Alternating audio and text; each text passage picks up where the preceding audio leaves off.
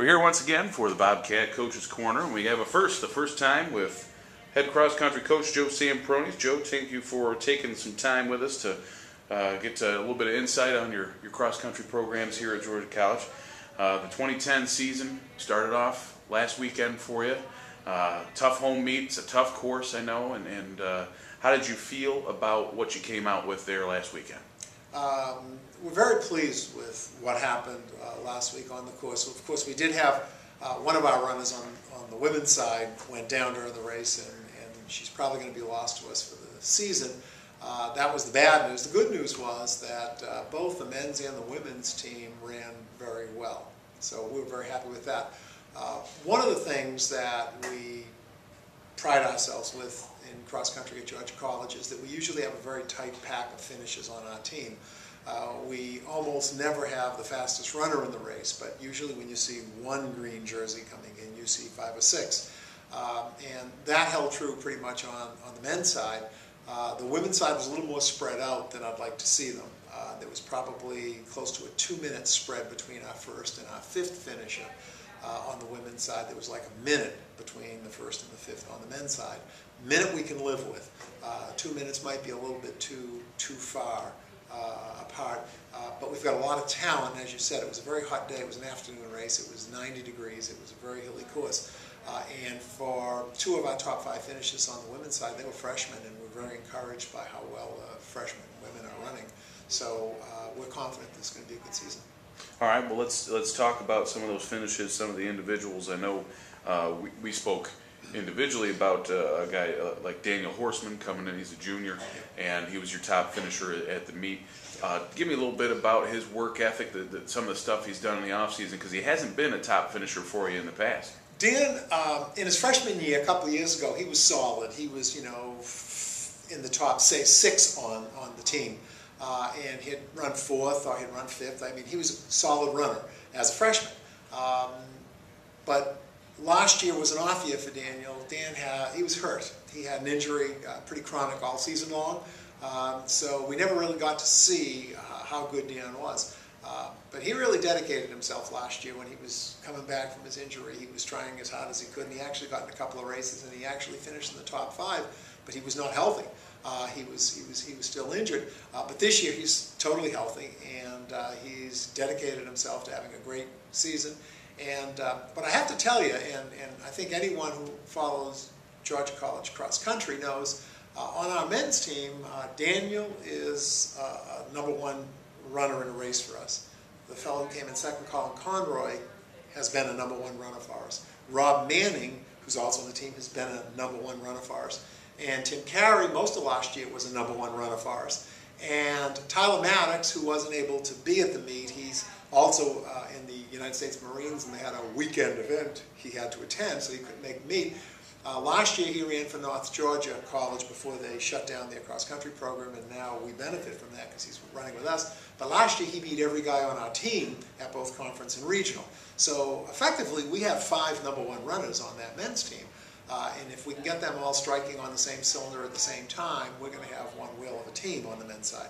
So this is no surprise with Daniel. He's hardworking. He's just had a lot of competition to beat on his own team, but he came through this first race and beat them. And I think Daniel's so excited about it, it wouldn't surprise me none if he was #1 on our team come Saturday when we go to Macon and run. So. Okay. All right. Well, switching gears to the women's side, you had Danny, a different Dan, Danny Destich, leading things for you over there. I know as a freshman, I believe she was all conference. Yep. She also came just a fraction of a couple of seconds away from setting a school record in her very first race up in Augusta. And then, the last couple of years have been marred with, some not top finishes for. Are you expecting maybe a return to top form from your senior captain? Yes, Danny. A lot of our runners had an off year last year, and there were illnesses, there were injuries, and in a short season like ours, you don't have much time to recover. And I want everyone to understand, if you spend a week out because of a cold in cross country, and then it takes you 2 weeks to get back to where you were before the cold struck, the season's almost over. So recovering from a mid-season injury or cold is almost impossible in cross country. But Danny had a solid season last year.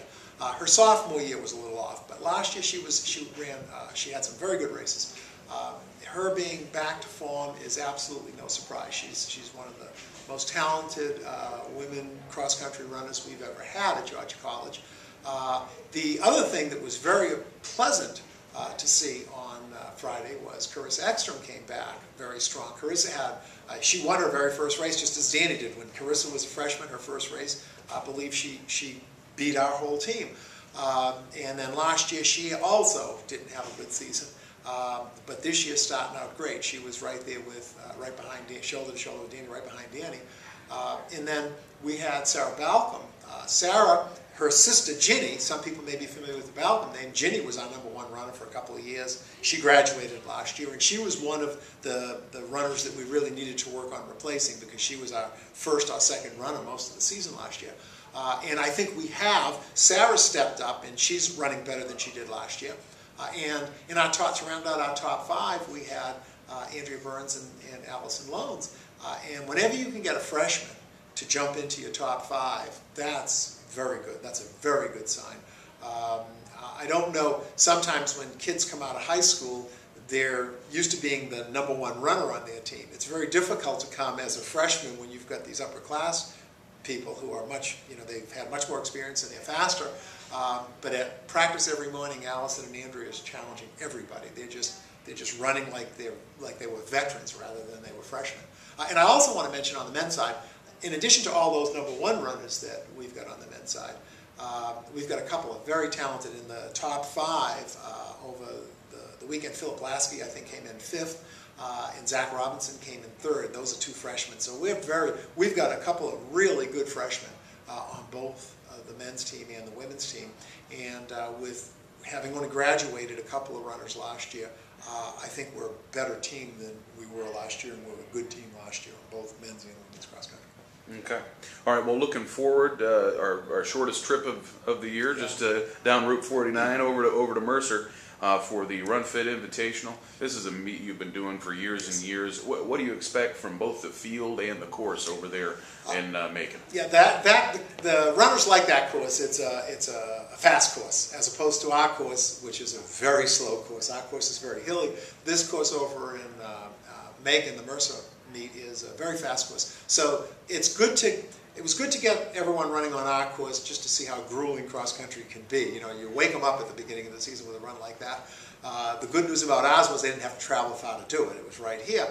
Now, next week, it's to encourage everybody. They're going to run probably, I'm going to guess, better than a minute faster in Macon than they did here in Milledgeville. And hopefully that encouragement will spur them on for the rest of the season. We usually see some of the Peach Belt at the Mercer meet, and we sort of size each other up. All the coaches are looking, trying to figure out, who, because unlike a lot of the other sports, we don't have conference races all season long. We just come together as a conference on the very last day of the season. So we may go the whole season without seeing some of our North Carolina Peach Belt schools, or our Alabama Peach Belt school, or our Florida Peach Belt school. But we're going to see a lot of the Georgia ones here at Macon. It'll be the only time during the season until we get to our conference meet that we see them. So we know what we have to do. We know, based on past performance, we know the teams that we need to worry about beating. And Macon is usually the first time we get to see those teams. And we learn from that experience. If we beat them, we try not to get cocky and assume that we've got it wired, because every cross-country coach knows you're one injury or one illness away from the season being a disaster. You cannot afford to lose your #1 runner and substitute your #6 runner for your #1 runner when you have to count the top 5. So we try to do this. We look at it and say, okay, if we beat them, fine, but we still got a lot of work to do. And also, a lot of people that didn't train very well over the summer, that maybe on the other schools, are going to come into form as the season progresses. They may not be in good form this early. So beating someone isn't an indication of what's going to happen. If you beat them in September, what's going to happen come November when we run our conference meet. But if they beat us, it's a good learning experience, because then everyone's working harder, because we want to beat them when we get to conference. Conference is the meet that counts for us. All these other meets are like preseason. Conference is the meet that really counts. That's where the rankings come within the Peach Belt Conference to determine the Commissioner's Cup, which we have proudly, as a department, won the last 2 years, and cross country would like to contribute to that effort again this year by beating as many teams when we get to conference as we can. Okay, well, looks for some good times. Stay tuned to GCSUBobcats.com for the results on Saturday. Thanks again for sticking with us here, Joe, and give us some insight on the program, and good luck this week. Thank you.